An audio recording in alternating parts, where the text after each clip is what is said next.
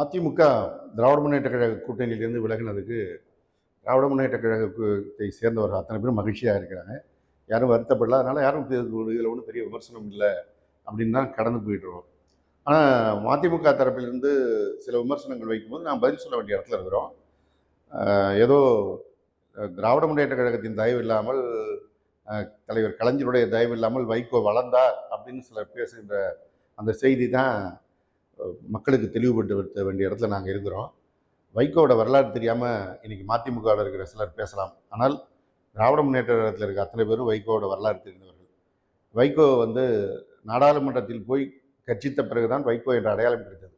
அந்த நாடாளுமன்றத்திற்கு அனுப்பியது யார் அப்படின்னா எங்கள் தலைவர் முத்தமிழறிஞர் கலைஞர் தான். அதுவும் ஒரு முறை அல்ல, இருமுறை அல்ல, 3 முறை நாடாளுமன்ற மேலவை உறுப்பினராக 1978லேருந்து 90 என ஒவ்வொரு காலகட்டத்திலையும் தொடர்ந்து அனுப்பி அங்கே போய் வைகோ பேசுவதற்கு தைரியத்தை கொடுத்தது திராவிட முன்னேற்ற கழகம். தைரியத்தை கொடுத்தவர் முத்தமிழறிஞர் கலைஞர். ஒரு கட்சியுடைய தலைவருடைய தெம்பு இல்லைன்னா எந்த தொண்டரும் பேச முடியாது. அந்த தெம்போடு தான் வைகோ அன்னைக்கு பேசி அந்த பேரெல்லாம் பெற்றது. ஆனால் அதற்கு நன்றியாக அவர் மதிமுகவை ஆரம்பித்தார், பிரித்தார், அந்த பணியெல்லாம் செஞ்சார். ஆனால் அதற்கான பலன்கள் என்னங்கிறத தொடர்ந்து பார்த்துட்டு வராங்க. திருப்பி அதுக்கு பிறகு அவர் அதிமுக கூட்டணியில் போட்டிட்டு, பாஜக கூட்டணியிலே போட்டிட்டு சிவகாசி தொகுதியில் வெற்றி வாய்ப்பு இழந்தவருக்கு எல்லோருக்கும் தெரியும். சிவகாசி தொகுதியில் மீண்டும் முத்தமிழறிஞர் கலைஞர் அவர்களால் அவர் நாடாளுமன்ற உறுப்பினராக்கப்பட்டார்.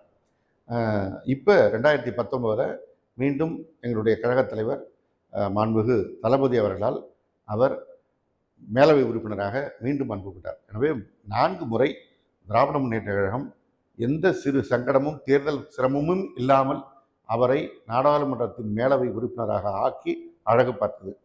இந்த பதவியெல்லாம் திராவிட முன்னேற்ற கழகத்தின் தயவுல தான் வைகோவுக்கு வந்தது. மதிமுகன்னு ஆரம்பித்து அவருக்கு கிடைத்த பரிசு 96ல் ஒட்டுமொத்தமாக 234 தொகுதியிலும் வெற்றி வாய்ப்பு இழந்தது. அவர் தான் ஆட்சியை பிடிக்க போகிறாருன்னு ஒரு பெரிய ஹைப் கொடுத்துட்டு இருந்த காலகட்டத்தில் மீண்டும் முத்தமிழறிஞர் கலைஞர் தான் முதலமைச்சர் ஆனார். எனவே வைகோவோட வரலாற்றை பேசுறதுக்கு முன்னாடி திராவிட முன்னேற்ற கழகத்துக்காரங்க இதெல்லாம் தெரியும்னு நினச்சிட்டு பேசணும். இன்னும் சொல்லப்போனால் வைகோவோட மிச்ச வரலாற்றை நாங்கள் சொல்வதை விட மதிமுகவிலேருந்து ஒவ்வொரு மூத்த தலைவர்களாக வெளில வந்துட்டுருக்காங்க. வைகோவுக்கு பொடா வழக்கிலே கைதாகி இருந்து விடுதலைக்கு போராடியவர் முத்தமிழறிஞர் கலைஞர். அந்த பொடா வழக்கில் உள்ளே இருந்த மரியாதைக்குரிய செவந்தியப்பன், அழகு சுந்தரம், செங்குட்டுவன் எல்லாம் இன்றைக்கி திராவிட முன்னேற்ற கழகத்தில் கழகத் தலைவர் தளபதி மு.க. ஸ்டாலின் அவர்கள் தலைமையில் தங்களை இணைத்து கொண்டிருக்கிறாங்க. இவங்கெல்லாம் தான் மதிமுக ஆரம்பிக்கும் போது பில்லராக கூட போய் நின்றவங்க. அன்றைக்கு மதிமுக துவங்கிய போது யார் இருந்தவர்கள், இன்றைக்கு யார் இருக்கிறார்கள் என்று கணக்கு பார்த்தாலே தெரியும். இன்றைக்கி மதிமுகவுடைய நிலை என்னங்கிறது தெரியும். இதுக்கு மேலேயும் பேசினா இன்னும் அந்த வைகோவுடைய துவக்க காலத்தில் அந்த பயணத்தை துவங்கிய போது தலைவர் கலைஞர் பேசுகிற மேடையில் காலடியில் அவர் உட்கார்ந்திருக்கின்ற காட்சியை நேரடியாக பார்த்த சாட்சிலாம் இருக்காங்க.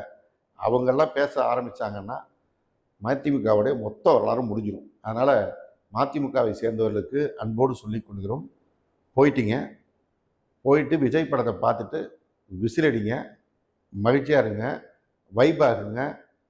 அந்த படத்தில் வர்ற பாட்டை கேட்டு அந்த தொண்டர்கள் ஆகிற வைப் மாதிரி உயர்கல்வி துறை காங்கிரஸ் விஸ்வநாதன் டான்ஸ் ஆன மாதிரி முடிஞ்சால் டான்ஸ் ஆடி மகிழ்ச்சியாக இருங்க. தேவையில்லாமல் திமுக மேலே விமர்சனம் பண்ணுறதை நிறுத்திங்க.